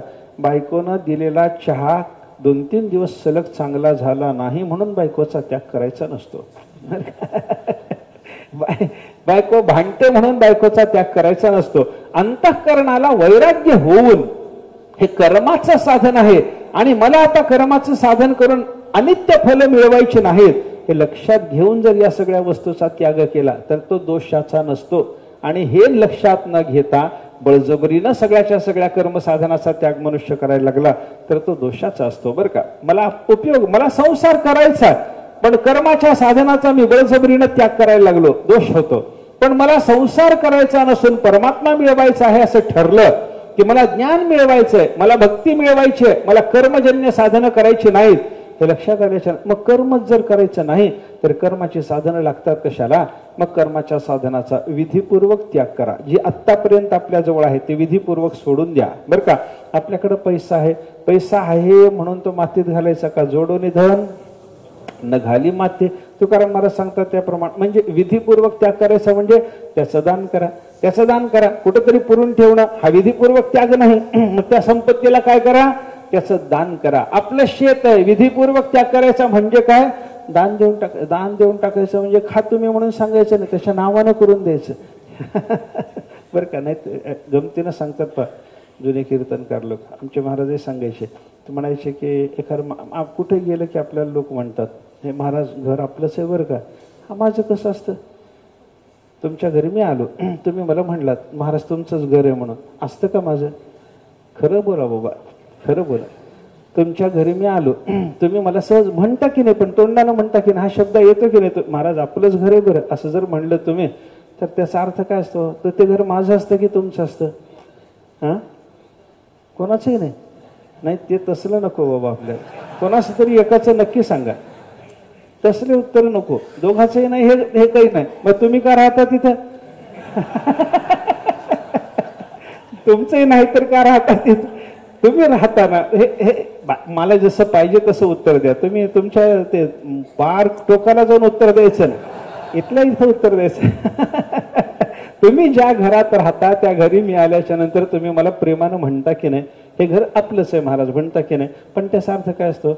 माझं घर कधी होतं? महाराज सांगायचे जरा, माझं घर म्हणतोस ना, एक काम कर, काय करायचं, कागद लिहून दे, माझ्या नावाने हे घर लिहून दे, सगळ्या घराच्या चाब्या माझ्या हातात आणून दे, तू घराच्या बाहेर हो, मग माझं. तोपर्यंत कसं माझं होतं? याचा अर्थ काय झाला? आपण असा जर ते तुमचं आहे हे माझं नाही असं नुसतं तोंडाने बोलण्यानं त्या वस्तूचा विधीपूर्वक त्याग होतो का सांगा मला. एवढंच मला त्याच्यातून विचारायचं. विधीपूर्वक त्यागामध्ये दान द्यावं लागतं. संपत्तीचं दान देणं, संपत्तीचा विधीपूर्वक त्याग करणं हे आता मला नकोय हे सगळं विधीनं सिद्ध करून देणं, संन्यास घेणं, थोडक्यामध्ये याला काय म्हणतात? उपरती. म्हणून उपरतीची व्याख्या करताना ह्या कर्माच्या साधनाचा त्याग म्हणजे उपरती हे सांगून झाल्याच्या नंतर कोणी कोणी उपरतीचा अर्थ थोडक्यात संन्यास असा करतात असं जे लिहिले की नाही त्याचं कारणच आहे. संन्यासामध्ये विधीपूर्वक त्याग असतो. भूसन्यस्तमया, भुवसन्यस्तमया, स्वसन्यस्तमया वगैरे असं असं म्हणत म्हणत म्हणत त्या 7 पावलं त्याला चालावं लागतं. संन्यासाचा विधी जो असतो ना तो मुख्य विधी होत असताना मी या सगळ्याचा त्याग करायला लागलो. संन्यस्तम हे सगळं सोडून दिलं मी हे सांगताना तो काय म्हणतो? त्याला त्या जलाशयामध्ये बुडी मारून त्याला यज्ञोपवीतासहित सगळ्याचा त्याग करायचा असतो. जानवं सुद्धा त्याला काढून टाकावं लागतं. अंगावर लंगोटी सुद्धा त्यांना ठेवायची नसते. विवस्त्र होऊन जमिनीवर 7 पावलं गुरुजीच्या समोर प्रतिज्ञा करीत त्याला चालावं. भूसन्यस्तमया, मी भूमीचा त्याग केला. भुवसन्यस्तमया, भुवर लोकाचा मी त्याग केला. स्वसन्यस्तमया, स्वर लोकाचा मी त्याग केला. महसन्यस्तमया असं म्हणत म्हणत सत्य लोकापर्यंत सगळ्या लोकांचा त्याग केला.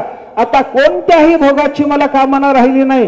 हे सगळं कर्माने मिळणार, हे कर्माने मिळणार असल्यामुळे हे मी जर सोडून दिलेलं आहे तर कर्माने मिळणाऱ्या या सगळ्याच्या सगळ्या लोकांतराकरता उपयोगी पडणारी कर्म करण्यासाठी आवश्यक असलेली साधनं मला पाहिजेत कशाला? अरे मी सत्यलोक सोडायला निघालो तर इंद्रपद सोडायला निघालो तर ते इंद्रपद तो सत्यलोक प्राप्त करून घेण्याकरता जी क्रियात्मक साधनं करावी लागतात त्याच्याकरता उपयोगी पडणारी साधनं मला कशाला पाहिजेत?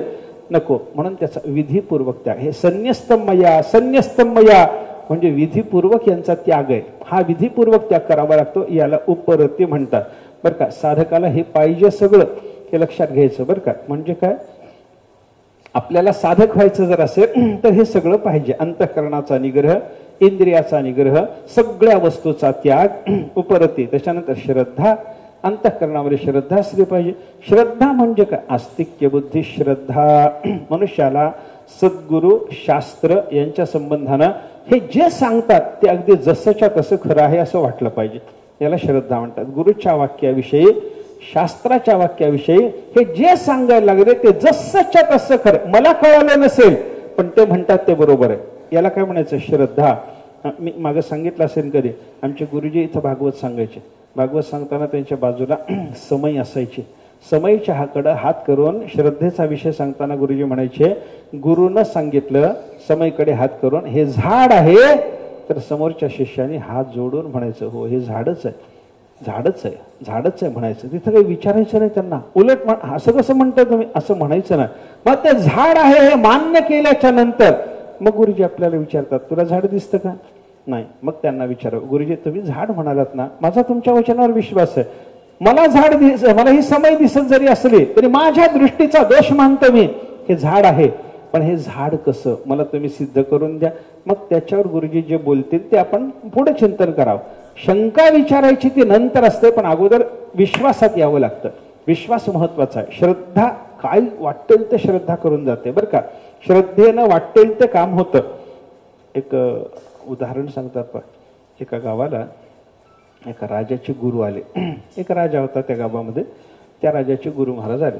राजाचे गुरु महाराज आल्यानंतर त्यांची आता राजवाड्यात व्यवस्था सगळी. राजवाड्यात व्यवस्था असताना तिथे राजाच्या त्या गुरुला भेटायला कोण सामान्य मनुष्य कसा जाऊ शकेल हो? कोणी नाही. मोठे मोठे लोक जायचे. आमीर, उमराव, त्यांना काय सरदार, दिवाण हे सगळे तिथं जायचे भेटायला. आणि गरीबाला काही तिथं काही जाता येणार. एक गावामधला गरीब माणूस सज्जन बिचारा त्याला अशी इच्छा होती की महात्माला असं कळालं असतील राजाचे गुरु असले म्हणून काय झालं, पण ते महात्मा आहेत ना शेवटी. आपण त्यांच्या चरणाचा आश्रय करावा, आपल्याला काही त्यांच्यापासून बोध मिळाला तर बघावा, असं म्हणून तो राजवाड्यापर्यंत जायचा आणि त्या द्वारपाळाला म्हणायचं, मला त्या महात्म्याला भेटायचं हो, महात्म्याला हे राजाचे गुरु आहेत असं महात्मे जरी असले तर नंतर तुम्ही दुसरीकडे कुठे भेटा, इथं नाही, इथं भेटता येत नाही असं त्याला सांगून त्या द्वारपालाने त्याचं निवारण करावं. असं 2-3दा झालं. काय करावं, महात्मा आलेले महिनाभरा करता, ते आता जाणार थोड्या दिवसात. 2-4 वेळेला जाऊन आलो तरी उपयोग झाला नाही, आता 2-4 दिवसात ते जाणार आहेत. हा विचार करायला लागला, कुठं भेटू, महात्मा गाठ पडला पाहिजे, या महात्म्याची भेट झाली पाहिजे, कुठं गाठायचं, राजवाड्यात तर कोणी जाऊ देत नाही, काय करा.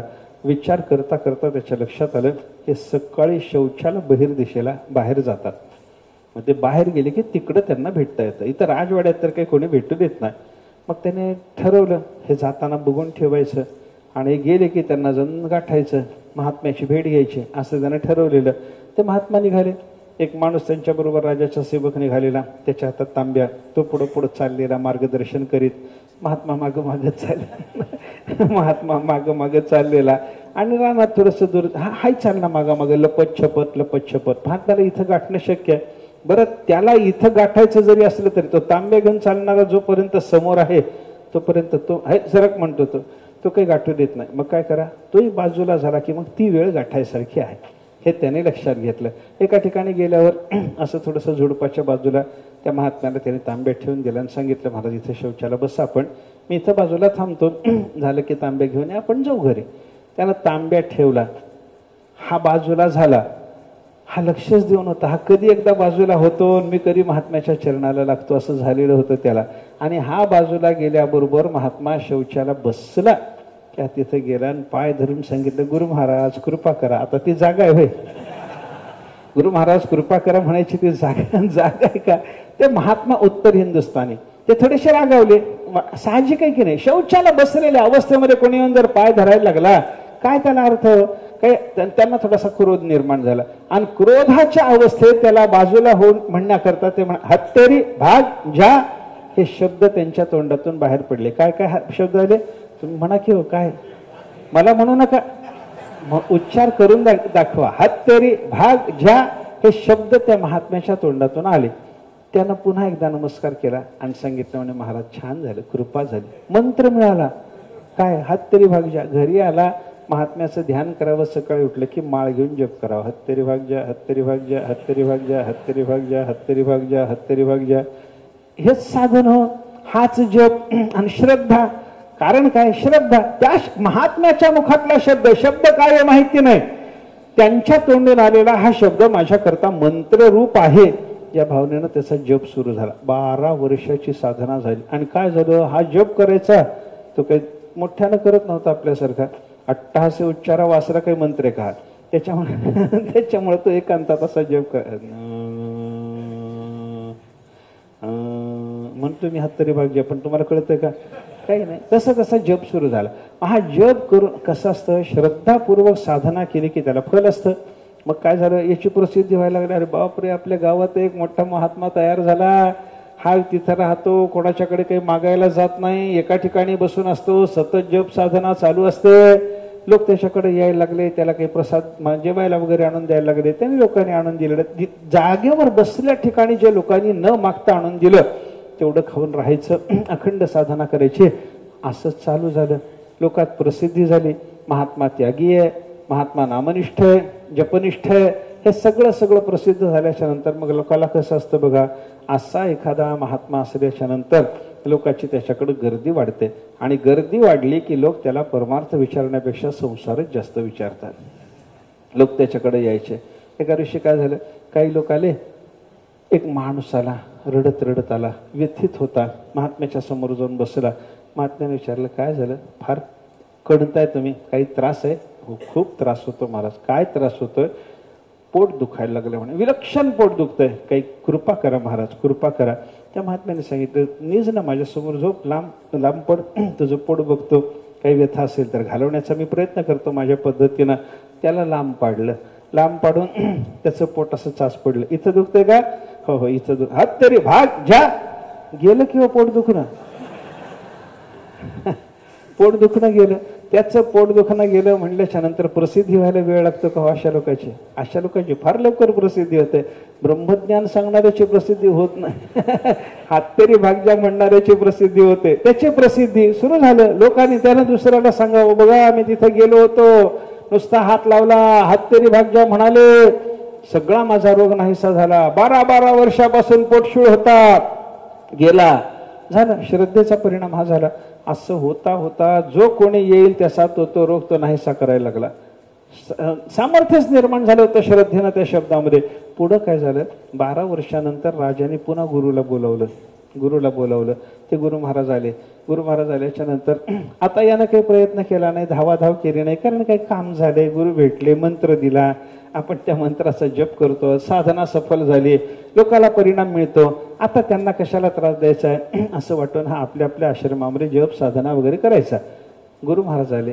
गुरु महाराजाशी चर्चा करता करता राजानं सांगितलं, म्हणे महाराज आमच्या गावात एक महात्मा आहे, म्हणे आमच्या गावात एक महात्मा आहे, आपल्याला जर भेटायचं असेल तर त्यांना निमंत्रण देऊन बोलावतो. ज्याला हकाललं जात होतं आज त्याला निमंत्रण आहे, निमंत्रण देऊन बोलावतो म्हणे त्यांना. आपल्याला वेळ आहे? ते म्हणले, अरे महात्मा म्हणल्यानंतर भेटायला आम्हाला वेळेची गरजच नाही म्हणे, कधीही महात्मा येऊ शकतो, बोलवा, तुमच्या गावचे महात्मा आहेत ना, बोलवा.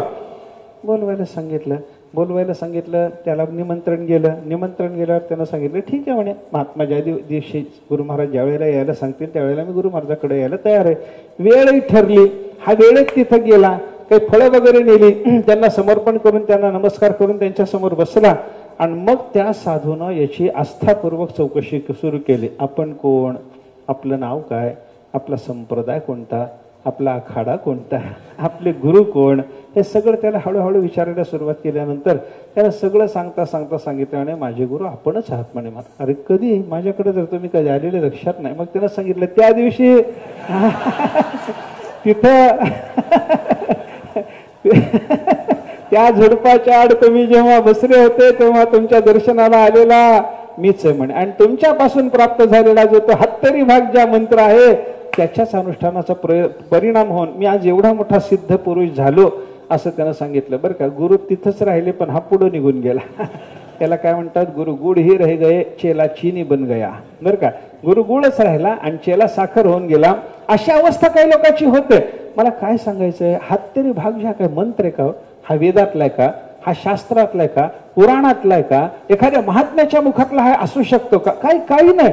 पण एका महात्म्याच्या तोंडातून हा शब्द बाहेर पडावा, त्या शब्दाच्या संबंधानं एक दिव्य मंत्र ही भावना व्हावी, आणि नुसती भावना व्हावी एवढ्यावर थांबत नाही, ती भावना श्रद्धेनं जतन केली जावी आणि त्याचंच अनुष्ठान व्हावं.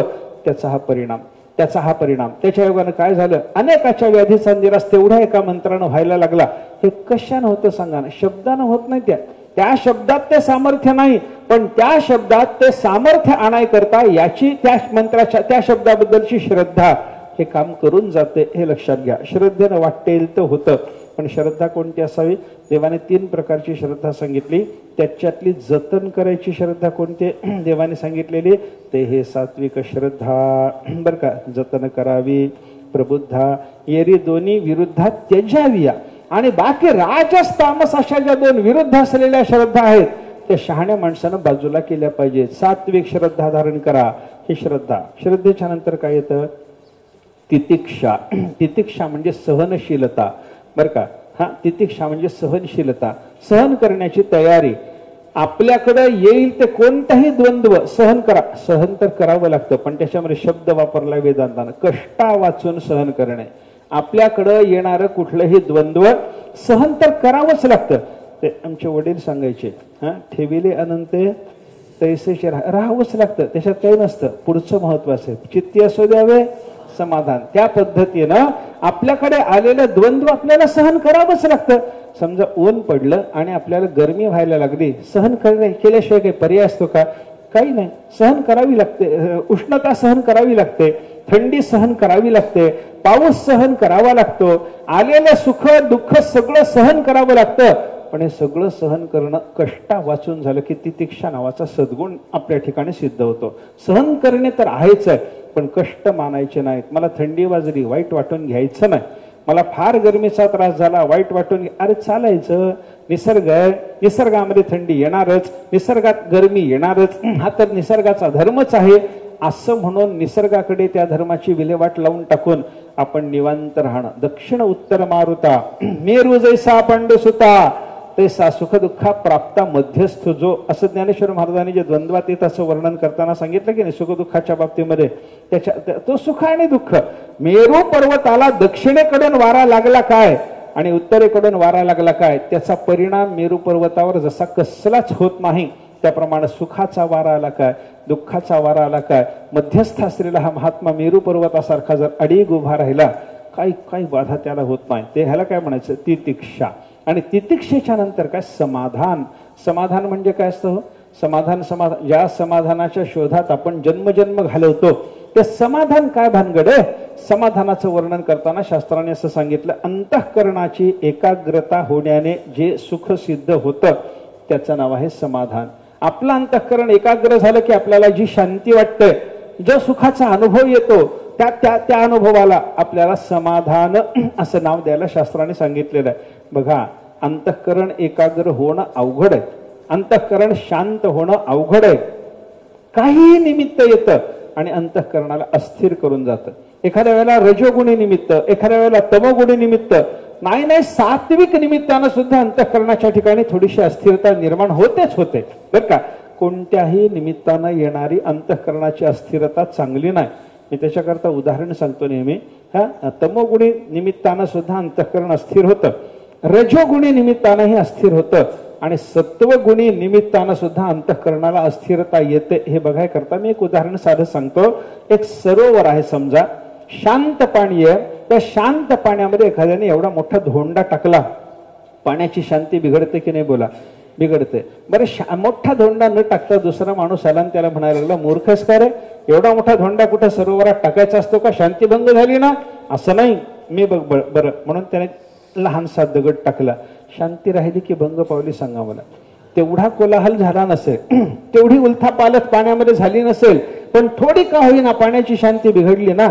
तिसरा तिथे एक हळुवार माणूस आला, त्यानं सांगितलं असं करू नये, पाण्याचं सौंदर्य तुम्हाला लाटेचं जरी बघायचं असलं तरी त्याच्याकरता दगड टाकणं, हे एवढा मोठा खडा टाकणं असं नाही बाबा.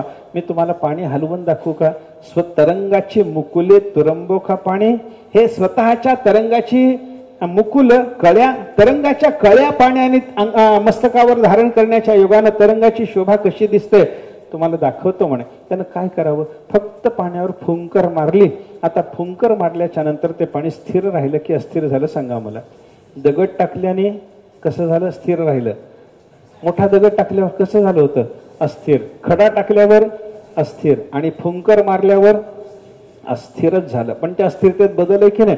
तसं तमोगुणी निमित्त आल्याच्या नंतर अंतःकरण जे अस्थिर होतं ते धोंडा टाकल्यासारखं अस्थिर होतं. रजोगुणी निमित्त आल्याच्या नंतर अंतःकरणाची जी अस्थिरता होते ती सरोवरात खडा टाकल्यानंतर निर्माण होणाऱ्या अस्थिरतेसारखी असते. आणि सत्वगुणी निमित्ताच्या योगानं सुद्धा अंतःकरणाशी सत्वगुणी निमित्ताचा संबंध घडला, त्याच्या योगानं अंतःकरण अस्थिर झालं. ते कसं, थोडंसं पाणी हलावं, फुंकर मारल्यावर पाण्याची स्थिरता भंग पावावी, तशी अंतःकरणाची एकाग्रता, अंतःकरणाची स्थिरता सत्वगुणी निमित्तानं सुद्धा भंग पावते. याला काय म्हणायचं, हे कोणत्याही निमित्तानं अंतःकरणाला येणारी अस्थिरता ती येऊ नये असा प्रयत्न केला. सत्वगुणी निमित्तही येऊ दिलं नाही आणि त्याच्यानंतर अंतःकरणाला जी स्थिरता प्राप्त होते, शांती प्राप्त होते, त्या क्षणात अनुभवायला मिळणारं जे सुख त्याचं नाव समाधान. हे सगळं साधकाला पाहिजे.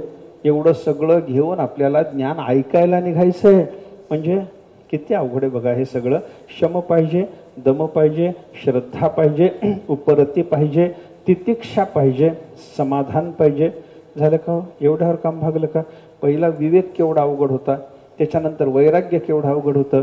आता शमादी षट संपत्तीमधला एका साधनाचा प्रकार, त्याला थोडा फरक असल्यामुळे गठ्ठा जरी एक बांधलेला असला तर त्या गठ्ठ्यामधलं एक तत्व सुद्धा अवगत करायला किती अवघड आहे याचा विचार करा. त्याच्या पुढे चला, चौथं अजून एक साधन सांगितलं, त्याचं नाव काय, मुमुक्षुता. मुमुक्षुता, मोक्तुम इच्छा, मोक्षाची इच्छा, तिचं नाव आहे मुमुक्षुता. मुमुक्षुता म्हणजे मुक्त होण्याची माणसाला इच्छा असते. मुक्त होण्याची इच्छा कोणाला नाही. सगळ्यालाच आहे असं वाटतं. मोक्ष मोक्ष म्हणजे काय? दुःख निवृत्तीपूर्वक सुखाची प्राप्ती म्हणजे मोक्ष आहे. आत्यंतिक दुःख निवृत्तीपूर्वक परमानंदाची प्राप्ती. माझं दुःख गेलं पाहिजे, कायमचं गेलं पाहिजे, मला सुख मिळालं पाहिजे आणि सर्वश्रेष्ठ सुख मिळालं पाहिजे, एवढं झालं की त्याला म्हणतात मोक्ष. आणि अशा मोक्षाची मनुष्याला इच्छा असणं याला म्हणतात मुमुक्षुता. आपल्याला नाही काही इच्छा? सांगा ना मला. हो नाही म्हणत चला की मला थोडं. आपल्याला ही इच्छा आहे की नाही? आपलं दुःख जावं वाटतं की नाही? सगळंच जावं वाटतं की नाही? पुन्हा येऊ नये वाटतं की नाही? आपल्याला सुख असावं वाटतं. अरे काय झालं त्याच्यामध्ये, असंच बघायला काय त्याच्यात? हो म्हणा की थोडं मला. हा, आपल्याला सुख असावं वाटतं की नाही? वाटतं. बरं ते सुख थोडं असावं का पराकोटीचं असावं वाटतं? पराकोटीचं. सगळीच इच्छा जर मोक्षामध्ये जे पाहिजे असतं ते सगळं जर तुम्हाला पाहिजे तर प्रत्येक जणच मुमुक्षु झाला की नाही? शास्त्र म्हणतं नाही बाबा, केची देव मुमुक्षवहा. मुमुक्षु काहीच लोक असतात, मोक्षाची इच्छा काही लोक. अरे आम्हाला आहे ना मोक्षाच्या इच्छेमध्ये जे जे मागायचं असतं ते सगळं आम्हाला पाहिजे ना, मग आम्ही मुमुक्षु नाही का? याचं उत्तर शास्त्र देतं, हे मिळालं तर बरं आहे असं आपल्याला वाटतं आणि हेच मिळावं असं ज्याला वाटतं तो मुमुक्षु असतो. बरं का? हेच मिळावं असं वाटतं. आपल्याला दुःख जावं वाटतं की नाही? जावं वाटतं. कायमचं जावं वाटतं की नाही? जावं वाटतं. पण कायमचं दुःख गेलंच पाहिजे म्हणून त्याच्या पाठीमागे लागलोय का आपण? अजून दुःख निवृत्तीच्या उपायाकरता, कायमच्या दुःख निवृत्तीच्या उपायाकरता आपण पाठीमागे लागलो का? नाही ना. मग आपल्या ठिकाणी मुमुक्षुता तीव्र नाही, तीव्र मुमुक्षुता असली पाहिजे. सुख मिळालं पाहिजे, पराकोटीचं मिळालं पाहिजे, असं सुख मिळालं पाहिजे की त्या सुखाच्या पेक्षा मोठी सुखाची कल्पना नसावी, असं सुख मला पाहिजे. आणि त्या सुखा वाचून मला आता क्षणभरही राहवत नाही, अशा अंतःकरणाची अवस्था झाली का?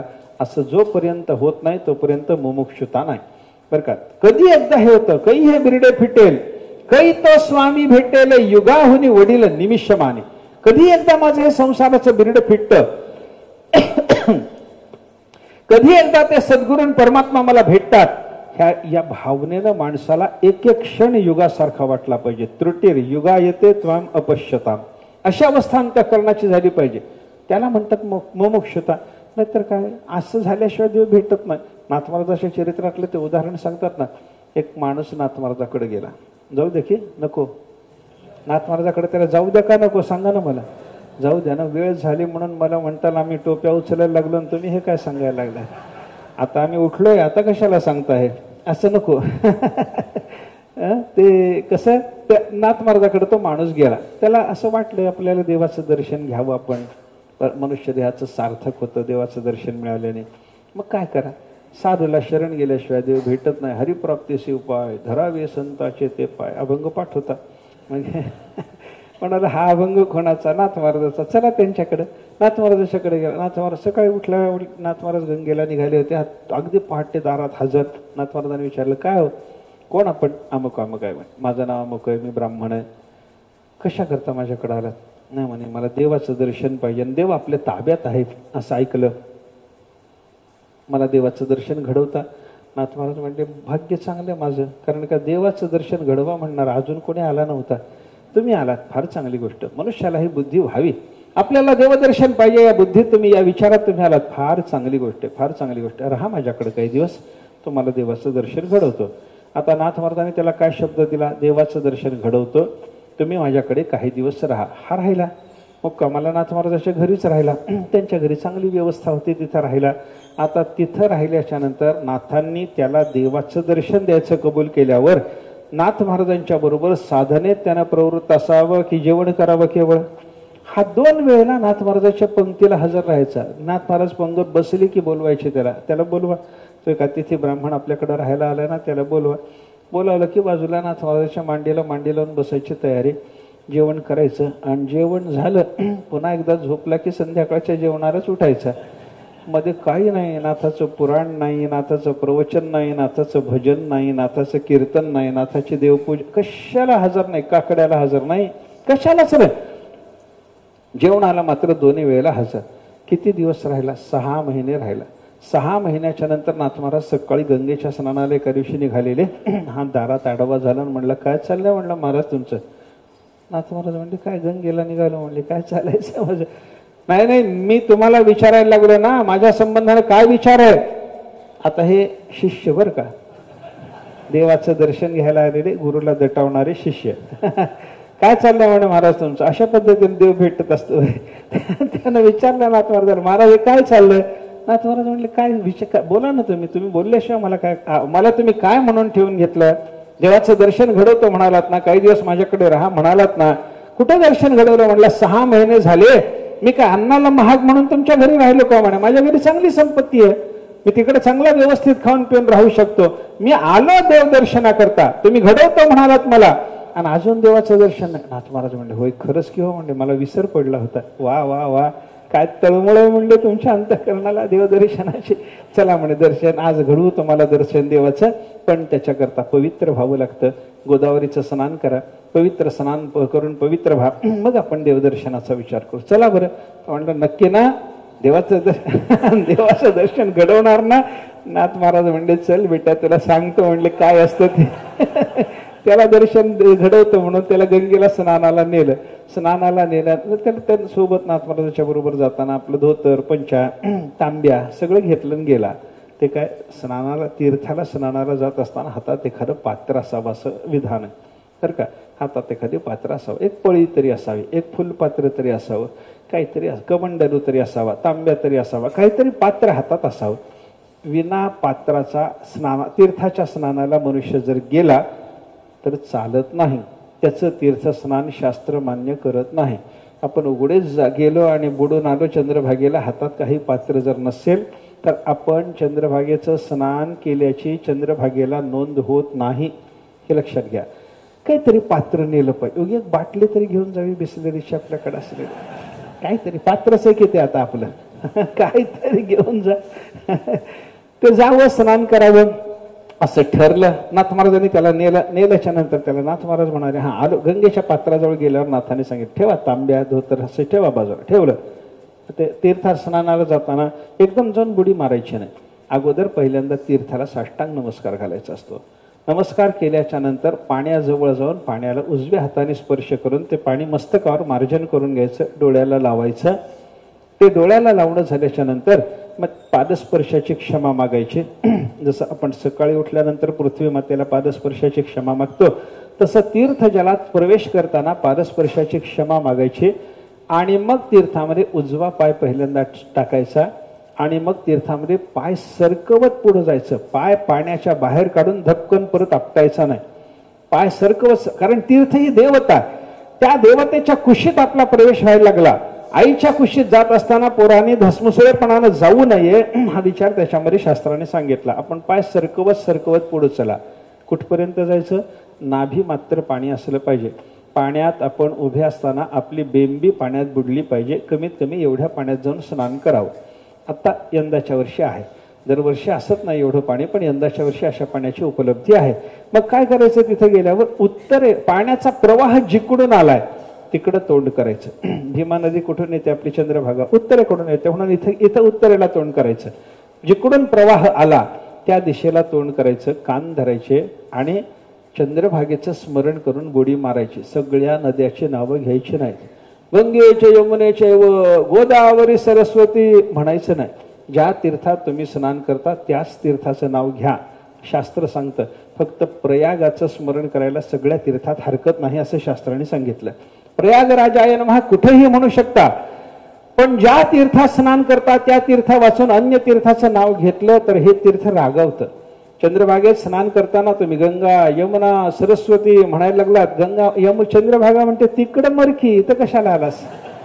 माझ्याकडे आलास तर माझं नाव घे की. माझं नाव न घेता इथं कशा करता स्नान करतोस असं तिला वाटेल की नाही. असा म्हणजे हे मी पदरच सांगत नाही, शास्त्रानं सांगितलं इथलंच नाव घ्यावं. जिथं स्नान करतात तिथलंच नाव घ्यावं. आणि स्नान करताना बुडी मारायची, कान धरून बुडी मारायची आणि बुडी मारून परमात्मा स्मरण तीर्थाचं स्मरण करून बुडी मारायची. अंग चोळायचं नाही, साबण लावायचा नाही अंगाला. तीर्थात स्नान करताना हे काही करायचं नाही. आणि बाहेर आल्याच्या नंतर वस्त्र सोडताना म्हणजे अंग पुसणं झाल्यावर आपल्या अंगावरचं जे वस्त्र आहे की नाही हे कसं सोडावं याचा सुद्धा शास्त्रानं नियम सांगितलाय. आपण घरी स्नान केलं तर अंग पुसून पंचा गुंडाळताना आपलं धोतर वरून काढून बाजूला टाकलं पाहिजे. आणि तीर्थात स्नान केल्याच्या नंतर आपण स्नान झाल्यावर आपलं धोतर खाली सोडून दिलं पाहिजे. माणसं उलट करतात.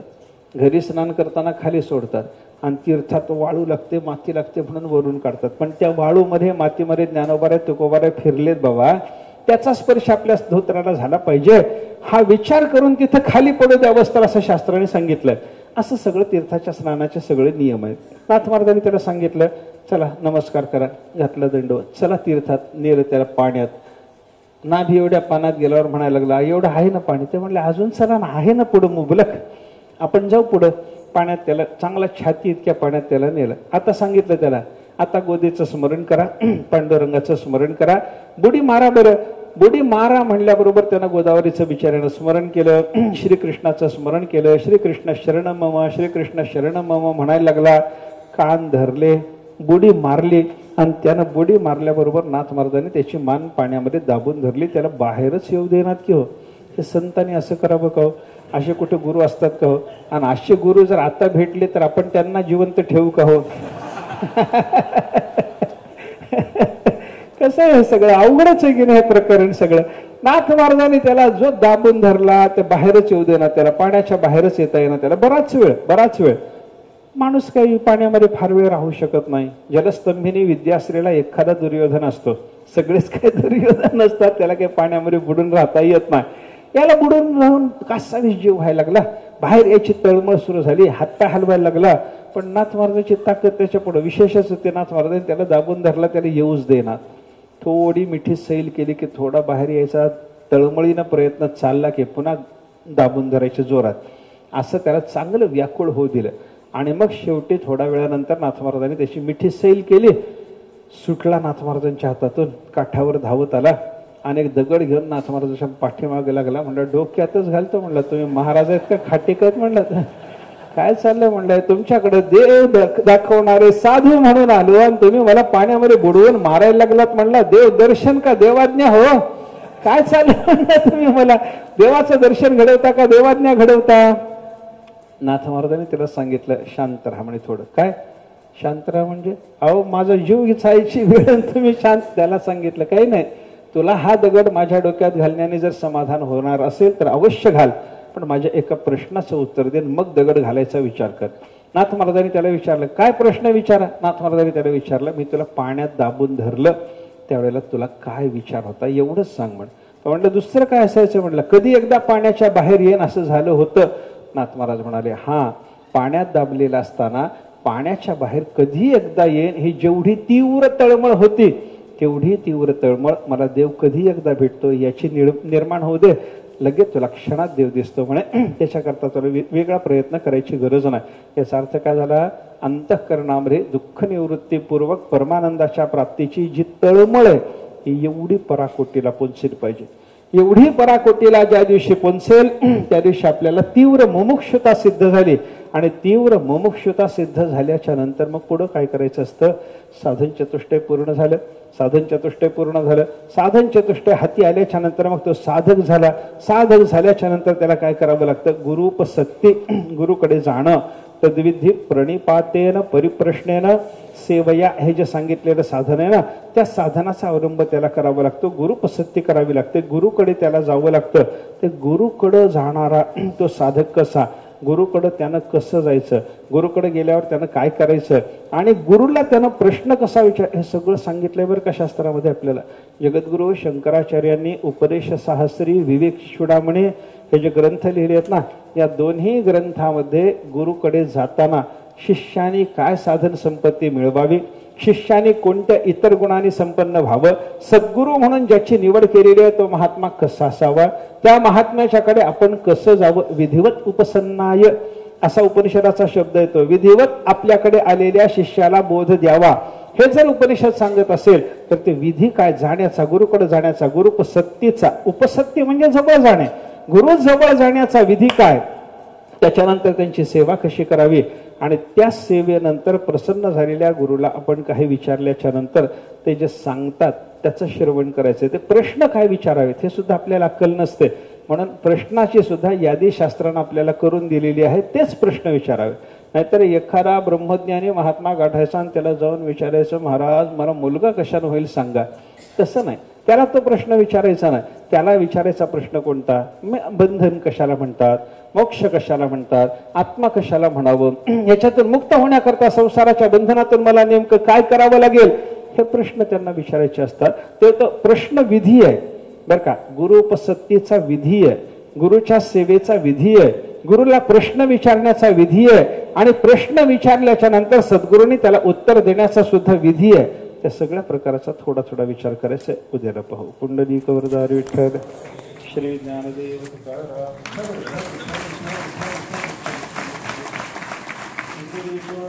विठ्ठल श्री ज्ञानदेव तुकाराम सद्गुरू